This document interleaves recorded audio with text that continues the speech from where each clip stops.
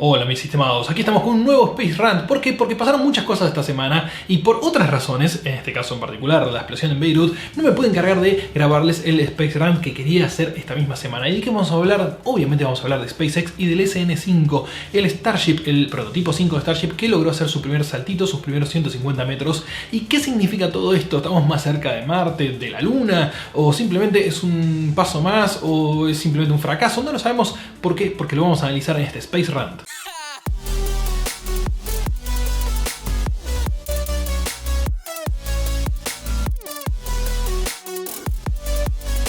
La semana de SpaceX empezó con todo, primero que nada con obviamente el retorno de los astronautas en la Crew Dragon 2, porque la misión DM2, la Demo 2, llegaba a su fin y fue medio tenso, vale aclararlo, porque ellos ya tuvieron un problema cuando el tetróxido de dinitrógeno hizo que explotara la DM1, la cápsula voló por los aires. Bueno, se supo que era porque había quedado sucia una cañería con este producto en particular, que es el oxidante que se utiliza con el combustible hipergólico que tienen los motores Super Draco. Los motores Super Draco son los que utilizan para emergencia y no es muy divertido que tenga una pérdida de eso. ¿Qué sucede? Cuando logró amerizar la cápsula en el Golfo de México y la lograron levantar, todo esto fue un procedimiento mucho más lento y atípico, tal vez no tan acostumbrado a lo que veíamos hace 40 años, no habíamos nacido, pero no importa, veíamos o vemos los videos que los cuales caían en el mar y los sacaban de la cápsula en medio del mar y los subían a un helicóptero. Bueno, no fue así, pero tiene muchas razones para que no sea así. La primera es esta misma: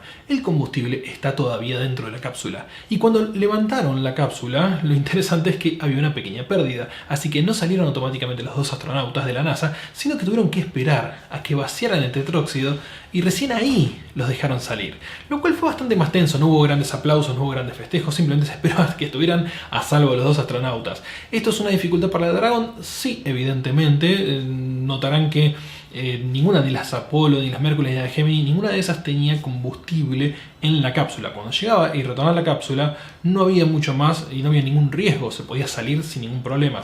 En cambio con la Dragon, al tener los motores de emergencia dentro de la cápsula y ese combustible hipergólico dentro de la cápsula, hay un riesgo permanente que no es normal y que todavía no sé si están convencidos completamente de que sea la forma de enviar astronautas al espacio.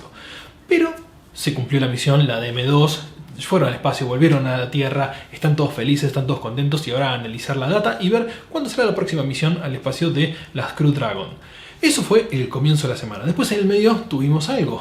Sí, empezaron a probar la SN5. SN5 es la Starship 5, es decir, la Serial Number 5 sería, o no me acuerdo bien la sigla para qué se refería, que tiene un solo motor, un Raptor SN27, si también van numerados los motores, han hecho unos cuantos y van probándolos.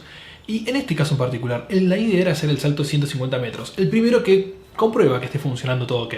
¿Qué hicieron primero? Bueno, cargaron los tanques, descargaron los tanques, cargaron los tanques, descargaron los tanques, cargaron los tanques, hicieron una ignición de motor, bien funciona, descargaron todo de nuevo y así varias veces hasta que al final tuvimos un hermoso salto, 150 metros, lo que hizo la SN5, que básicamente la vemos es un termotanque, un lavarropas, llámenlo como quiera, es un tubo de acero inoxidable, algo totalmente atípico para los cohetes, obviamente, no es un formato que encontremos en otro cohete actual, no es algo que veamos muy común como material utilizado, porque se utiliza usualmente aluminio o alguna otra aleación, o en el caso del Electron de Rocket Lab se utiliza fibra de carbono, pero en el caso de la Starship va a ser acero inoxidable. Habrán visto que en el vehículo arriba hay como una caja, es un bloque de hormigón para simular carga. ¿Por qué es esto? Porque si no es muy fácil, tenés todo el peso abajo y cualquier cohete se va a mantener más o menos estable, pero normalmente los cohetes tienen el peso arriba, la carga útil que está llevando el espacio, y en la medida que se va vaciando el tanque de combustible y de oxidante, el peso abajo es menor que el peso arriba. Vos tenés que poder controlar ese equilibrio, bastante complicado por cierto, y en el caso en particular de Starship, no es que va a dejar en la siguiente etapa ese peso. En un cohete normal, despega la primera etapa, cuando está vacía se descarta, sigue la segunda, se descarta y sigue la carga útil del espacio. Es decir, no vuelve. Pero en este caso, el peso no va a estar distribuido. De hecho, tienen que tener muchos contrapesos y mucho control sobre justamente eso, porque en la medida que asciende, solo el peso va quedando en la punta, en la parte superior. Entonces, tenemos un problemita acá, está desbalanceado. Entonces hay que mantener un lastre y este peso balanceado para que la carga útil no termine tirándote para un lado y no puedas controlarlo con los motores. Otra cosa que van a notar en el despegue, este corto despegue que hizo, es que el motor está levemente descentrado, no está perfectamente puesto en el lugar que uno diría va el motor número 1, el principal, no, está levemente corrido de costado y se nota en el pequeño vuelo que hace que estuvo compensando bastante eso. Por suerte es un motor que obviamente es direccional, porque el motor central debe ser direccional para justamente poder decir voy para acá, voy para allá, y funciona perfectamente. Eso ya lo tienen muy probado, los de SpaceX saben perfectamente cómo hacerlo, entonces no es un misterio para ellos cómo controlar vectorialmente el cohete y que vaya donde uno quiere. El vuelo fue perfecto, pero se nota mucha tierra, mucha mugre. Claro, las instalaciones son todavía bastante primitivas en Boca Chica, en Texas. Tengan en cuenta que construyeron este cohete en tiendas de campaña, en 3 semanas hicieron todo, lo instalaron, lo soldaron todos juntos, los tanques los probaron, demostraron que funcionaban, hicieron una prueba de fuego y lo hicieron volar. 3 semanas. A ver, normalmente se tardan 3 años en construir una nave espacial que pueda hacer lo mismo. Bueno, no es una nave espacial todavía, es apenas un cilindro con combustible y un motor que vuela y que logró un salto a 150 metros y aterrizó. Entonces, no es poca cosa lo que hicieron para tan poco tiempo, y ese es el método de trabajo que tienen. Lo que tiene SpaceX ahora es una metodología más cercana a las metodologías ágiles que se utilizan en el desarrollo de software, pero aplicada a hardware, es decir, aplicadas a fierros, a material real y consistente existente. Es una máquina que existe, que uno puede, es tangible, uno la puede tocar, no es un software que uno, bueno, no funciona muy bien, agrega una función y vas editando y vas arreglando. No, en este caso todo puede explotar, como ya pasó, y vale aclararlo, en varios de los modelos anteriores. Y no fue que explotaron los tanques, fue que explotó completamente. Entonces, sí, es riesgoso trabajar de esta manera, pero al mismo tiempo lograron esto en 3 semanas. En el video se ven volar algunas cosas, en el video oficial inclusive de SpaceX, son cosas que estaban ahí, es decir, un poco desprolijo el espacio de trabajo, pero se nota la potencia del motor Raptor que directamente movió todo lo que estaba ahí. Era un solo motor, tengan en cuenta que habían varios más motores más. De hecho, el que se va a utilizar para el conjunto de motores, tienen que ser 3 para poder aterrizar. Después llevamos más motores para la propulsión hacia el espacio, pero en lo que es retornar, aterrizar, tiene que utilizar 3 motores. También vimos en funcionamiento algo que no habíamos visto antes, que son las patitas. Sí, suena muy rara esas patitas chiquititas que tiene. Después voy a hablar justamente de cosas que dijo Elon Musk al respecto a las mismas patas. Pero son muchas patitas que tiene alrededor de todo ese tubo y que se despliegan y aterriza sobre eso. Es raro porque vemos, obviamente las del Falcon 9 son como unas grandes patas y se parece por ahí, si quieren, un poco más a lo que utiliza Blue Origin en el New Shepard, que son unas patitas más verticales. Obviamente hay unas dificultades, tengan en cuenta que el terreno donde va a aterrizar en la Tierra no es un problema, pero Starship está pensado para la Luna y para Marte, así que esas patas tienen que permitir un terreno rugoso, distinto, feo, complicado. Supongo yo que van a hacer algunos saltos, tal vez no con esta versión de Starship, sino con alguna futura, van a hacer algunos saltos en Boca Chica, aterrizando en cualquier lugar que no sea justamente un terreno perfectamente plano de hormigón, sino que sea un terreno irregular que permita probar si efectivamente funciona y si no se nos cae completamente la nave espacial y hacemos un gran desastre matando personas o destruyendo el equipo, que obviamente es muy caro. También tengan en cuenta que este SN5 muy probablemente haga un par de vuelos cortos, no ni siquiera de 150 metros, de menos también, o simplemente pruebas de motor antes de ser desechado completamente. Exactamente, no es la versión definitiva, ya está desactualizado, ya así ese es el ritmo en el que van. De hecho, la 6 tampoco, la 7 tampoco, son pruebas, no, lo que llega es la 8, ya están ensamblando la SN8. Sí, no olvídense de los vehículos viejos, uno puede tener una relación emotiva, este fue el primero que voló, de hecho el Starhopper lo tienen ahí al lado todo el tiempo, pero usualmente los desechan o los desarman. En este caso probablemente lo jubilen y lo pongan de museo, lo mismo que hicieron con Starhopper. Nosotros podamos ver una vista de Boca Chica con varios cohetes que se van a ir apilando en la medida que ya no se utilizan más. ¿Por qué? Porque cambian muchas cosas del diseño. De hecho, el SN8 ya está utilizando otro material, lo cual voy a hablar un poco más adelante de eso, digamos, pero es interesante cómo va cambiando evolutivamente esto. Según el mismo Elon Musk, en un solo tweet muy cortito dijo: la versión 1.1 de este vehículo va a tener unas patas un 60% más largas. Ok, ya hay una diferencia de tamaño importante, 60%, pero la versión 2.0 no solamente va a ser más larga, sino más amplias, más anchas, y van a permitir aterrizar en terreno irregular, que esto es lo que yo les decía antes. Es decir, mismo Elon Musk está diciendo que sí, ya sé que esto no es definitivo, esto es simplemente la primera versión, después vienen las siguientes en las cuales vamos a tener más opciones de patitas y veremos con cuál se quedan, porque también este tema de trabajar con prueba y error, con iteraciones muy rápidas, es que uno tiene que probar, desechar, agarrar la siguiente, por y vuelve a la anterior y demás. Es Importante esto, repito, como les dije antes, tiene que ver con cómo va a aterrizar esto en otros planetas, no cómo va a aterrizar acá en la Tierra, que ponemos una masa de hormigón plana perfecta y ninguna nave tendría problemas. También confirmo que se van a hacer varios saltos más con este vehículo o con vehículos similares antes de hacer uno largo, y cuando hagan un vuelo más alto lo van a hacer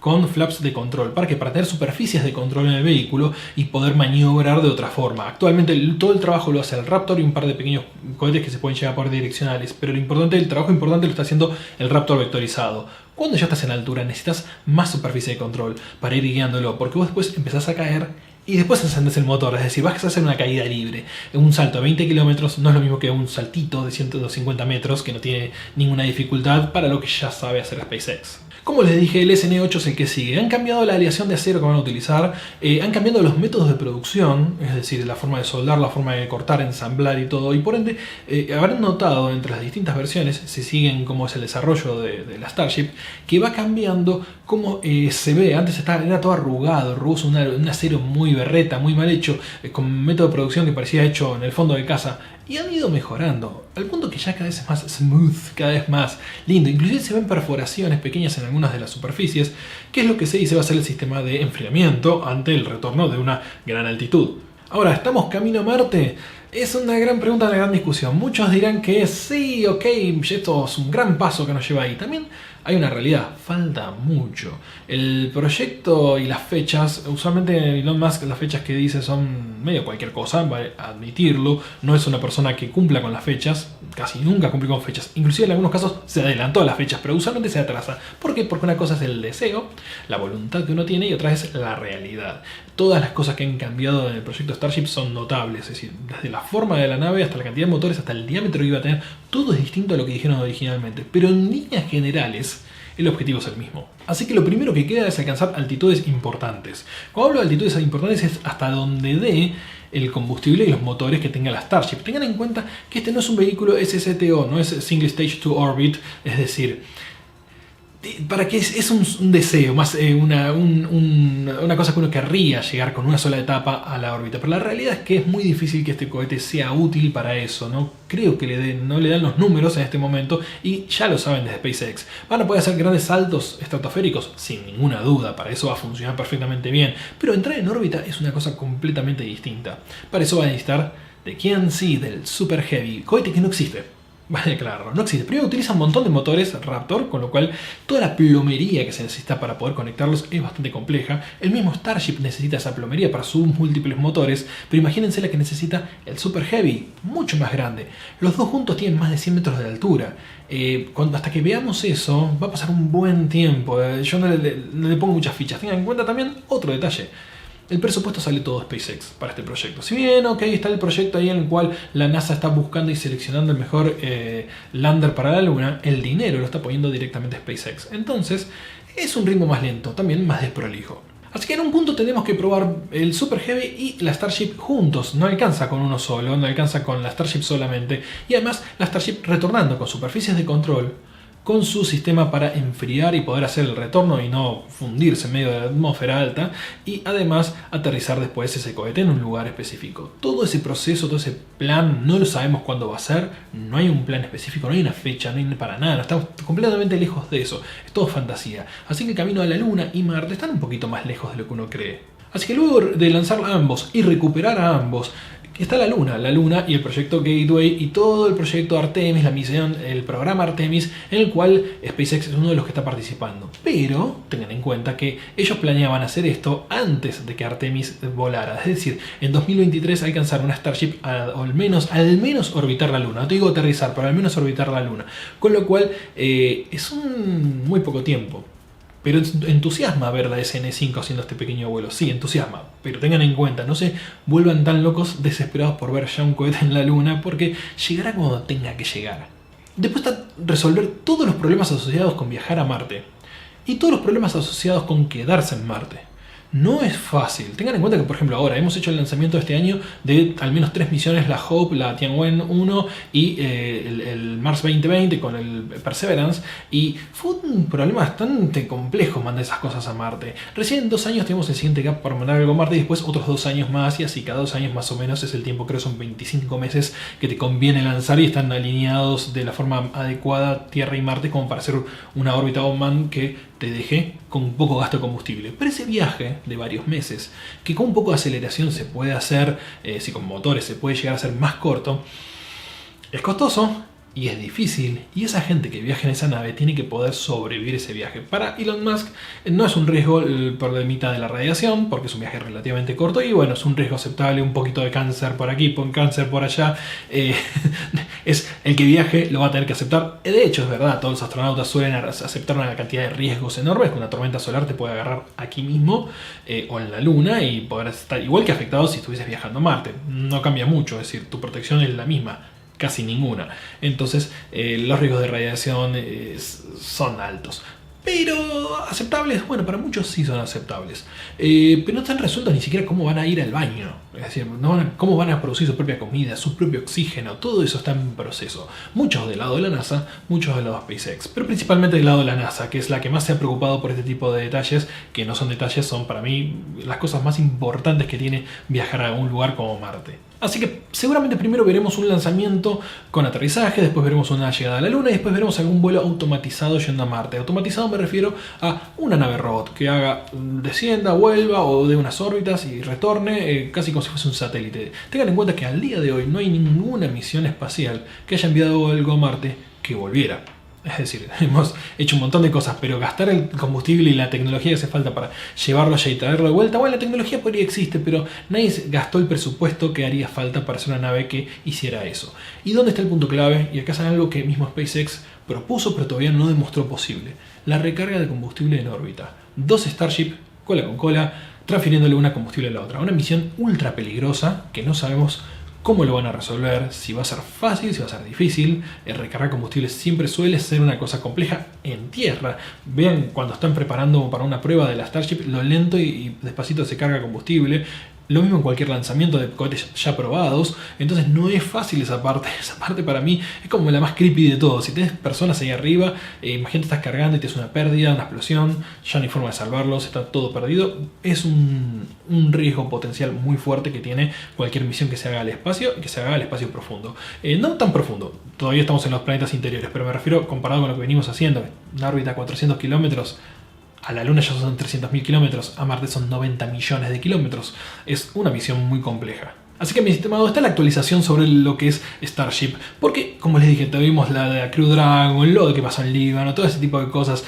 Pero lo importante desde el punto de vista más nerd para nosotros que queremos saber esos detallecitos que está pasando, bueno, este sería como el informe de lo que ha estado sucediendo. Tengo un montón de Space Rant más para hacerles, ya lo sé. He prometido muchas cosas que no he cumplido porque, bueno, falta de tiempo y tengo que guionarlas. Un montón que tienen que ver con otros tipos de propulsión y motores, no el tradicional que estamos utilizando de motores de combustión básica, de cohetes normales, sino hay un montón de otras opciones que andan dando vuelta, algunas hipotéticas, otras reales que existen en la actualidad, así que ese se los debo, ya sé, no me diga más nada. También tengo que hacerle otros videitos que estuve diagramando y pensando sobre cosas, detalles que han pasado en la historia del espacio, de la conquista espacial, que me parece son muy entretenidos. Así que nos vemos en el próximo Space Rant y ya saben, en el canal tienen, bueno, de todo. Nos vemos. Adiós.